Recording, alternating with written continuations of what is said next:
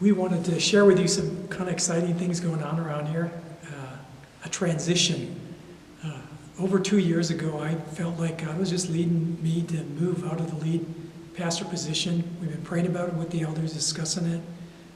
At this point, Kevin is going to take that role, which I'm thrilled about, because he's the best person for that position, somebody I respect and love and appreciate. This is something that I have initiated. I will continue to be on staff full-time, and at this point, we're going to discuss a little bit more what that might look like. Thanks, guys. So some of the questions we've been hearing are you still going to be involved in leadership and decisions on the elder board? Yes, I will continue to be involved with the leadership and the elders and making the decisions in the church, and really continue to allow the vision to continue as God plans it. Yes. That's great.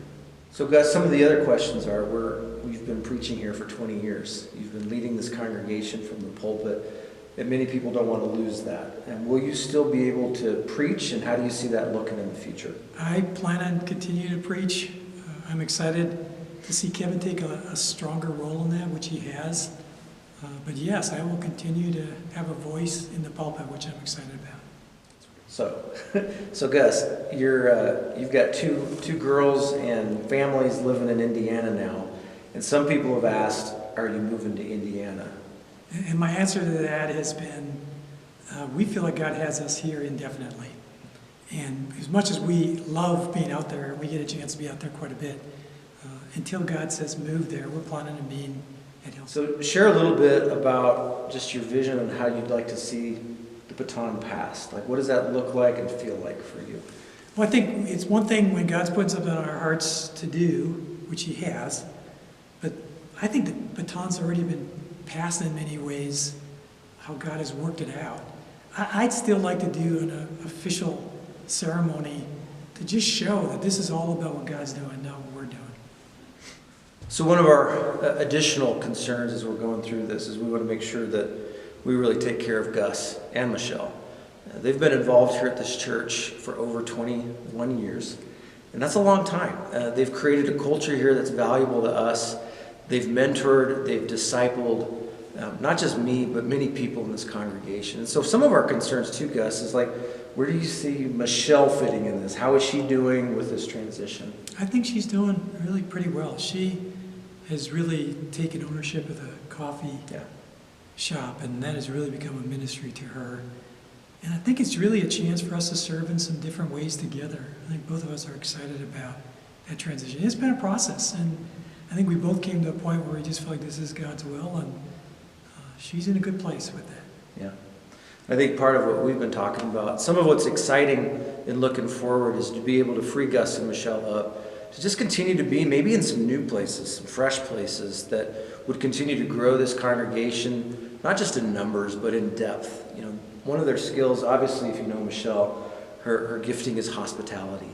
And so hopefully this will be something that frees her to be even more involved in that, but also for you too. I know that you're looking at ways of even connecting in this community. Gus has been meeting with pastors in this community for a long time and discipling them. I don't know that the congregation really even knows that you do that. Can you share a little bit more like what the prayer times look like and your involvement with the Together Church? We have been meeting for 15 plus years. And a lot of it's just been becoming the Church of Golden, that we would really have a chance to let Jesus be the focus of our faith and our direction. I want to do that more intentionally.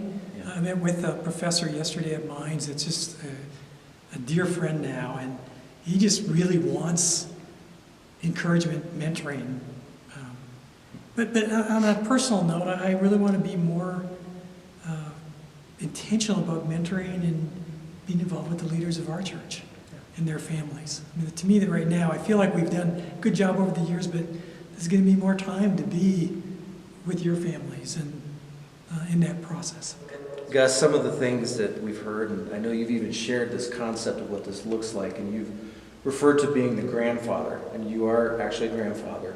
But that's an interesting role. I think people don't realize this. In most churches, when a senior pastor moves, they're asked to leave. Like, I don't understand that. It doesn't make sense to me to lose all that history and that culture. And so as you've been talking about this, you've kind of been saying, I see myself more like a grandfather. Can you explain that a little bit? You know, some years ago, as I was thinking about this, praying about this, I realized that we're a family here, just like I have my own family. Yeah. And as I have transitioned out of being the father, I had to step back and change my role. And so when they had kids, I just loved being a papa and grandpa, which is awesome. But really within the church, I think we often lack grandpas.